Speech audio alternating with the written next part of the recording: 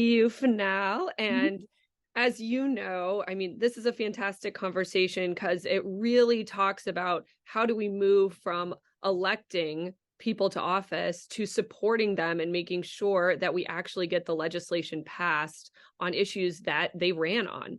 And we have had about 10 meetings this week with both new and repeat legislators in the Virginia General Assembly. We've been talking to them about what their priorities are for our upcoming legislative session. And they've been sharing the real importance that they feel of making sure that Democrats deliver, right? We talk about that a lot, but Democrats ran on some very key values, which you're hearing about already. Mara talked about the importance of gun violence prevention, and I was talking to Dan Helmer about that this morning and the bills that they are planning to bring into the General Assembly this year. So I think we have a really great opportunity.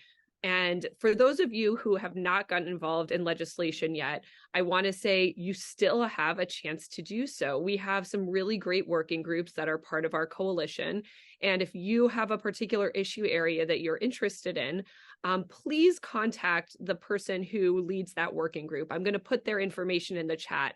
But we have working groups on public education, climate and clean energy, women's issues, gun violence prevention, campaign finance reform, good governance, and we now have a voter readiness working group that is working on making sure that voters are fully informed in a way that will ensure that more votes are being counted and counted correctly in our upcoming elections in 2024. As many of you might know, we had a bunch of issues with provisional ballots this year, and we are trying to be proactive on how we are dealing with letting voters know about their options for voting, but also what is needed for them to be able to register and vote without a provisional ballot. So the other thing I wanted to bring up is this year, in addition to legislation, we are going to be working on constitutional amendments. And this is a great way, if there are people who aren't usually all that tuned in to the legislative session, constitutional amendments are just so important and great messaging tools for getting Democrats engaged. So we're going to have 3 constitutional amendments, and I just want to talk about one of them, which will be on reproductive health. And this amendment is going to ensure that all people in Virginia can make their own decisions about their reproductive futures without undue influence from the government.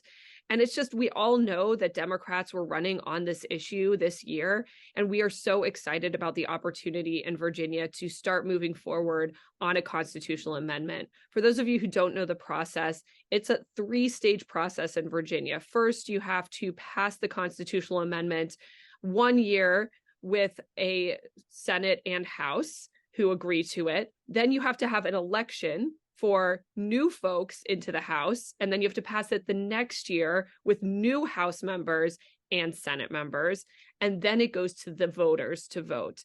The one thing we want to encourage everyone, though, is don't wait until these amendments get to the voters. We need to start talking about them today. We want voters to get excited about them. We want voters to be on board. We want voters to be like just so excited that they're going to have the opportunity to vote in amendments both on same reproductive health, but also there's going to be one on same-sex marriage, and there will be one on the restoration of the right to vote.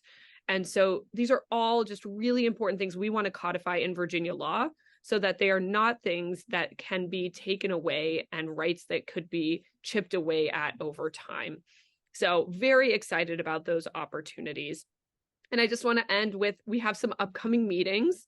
So if you are not yet on holiday break and want to get involved before the holidays start, we have a voter readiness working group meeting on Wednesday, this coming Wednesday, a legislative working group meeting this coming Thursday, and the Virginia Grassroots Coalition meeting will be on Sunday, January 7th. But most importantly, on the Power Lunch on Friday, January 12th, we are going to have our press conference where we are going to share more about the priority bills that we're going to be supporting during the legislative session and just chat a little bit more about, what's the strategy going to look like?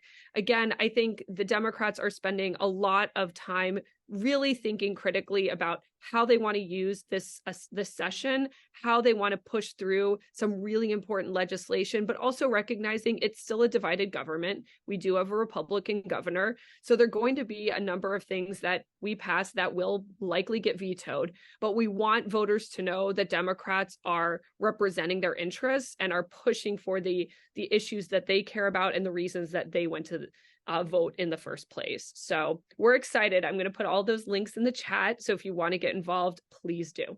And Luisa, let me just give you a boost. I'm going to say all week long, you have been going meeting after meeting after meeting. Everybody in this room, she deserves a round of applause. I'm telling you. And we're meeting with debriefing, talking with all these.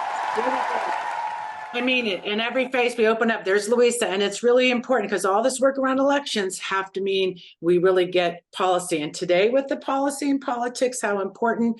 Also, the 3 things we need to do to get it passed, and the 3 amendments is going to be our 3 and free for 2026. A campaign will work around voting. We need to get our voters out.